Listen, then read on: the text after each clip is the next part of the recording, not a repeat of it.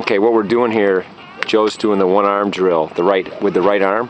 And what it does is it gets you the feeling of setting your wrist properly on the backswing.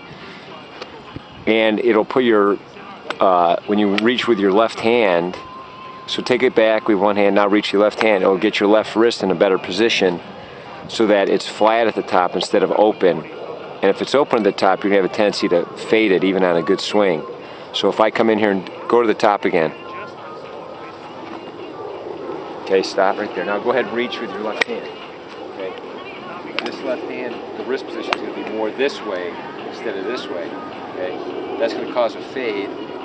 Right there is better. That's where we want to get it here. Okay. So now turn this way and do it. And when you turn this way, you just swing it with one hand, so you can see it that way.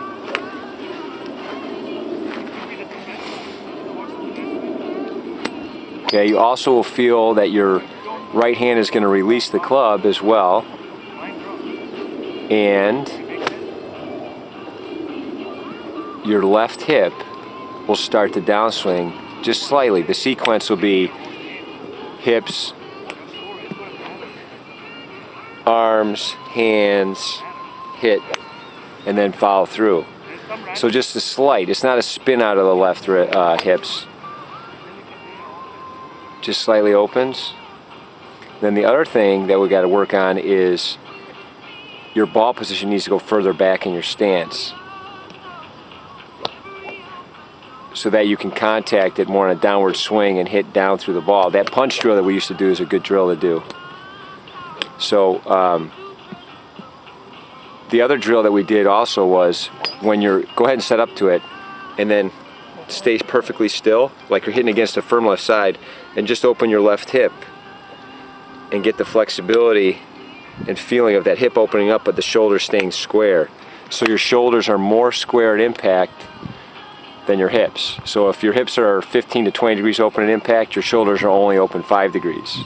But definitely the hips are more open than the shoulders.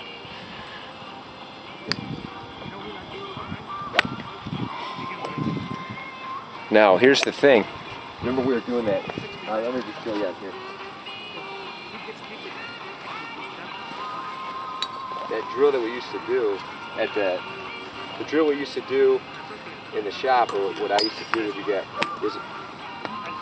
take it back to position 3 right here, and then you make sure that the club is in a good position across your bicep, and then you just go down through the hitting area, hit, and then stop it. This was called position 8, just past impact, and you just hit from P3 P8 and try and get the whole sequence of motion of what was going on. You know, right now you're like this.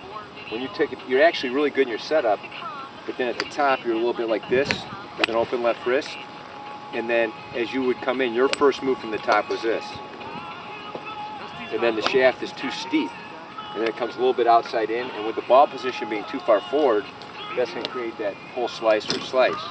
So when you're here, left wrist a little flatter, and then the move a little bit with the hips, the club will drop and you'll see the shaft go on the forearm, and now you come from the inside and then it gets to the same position as it was on the takeaway, and then as you go down to the ball you hit. So if you're doing a punch drill,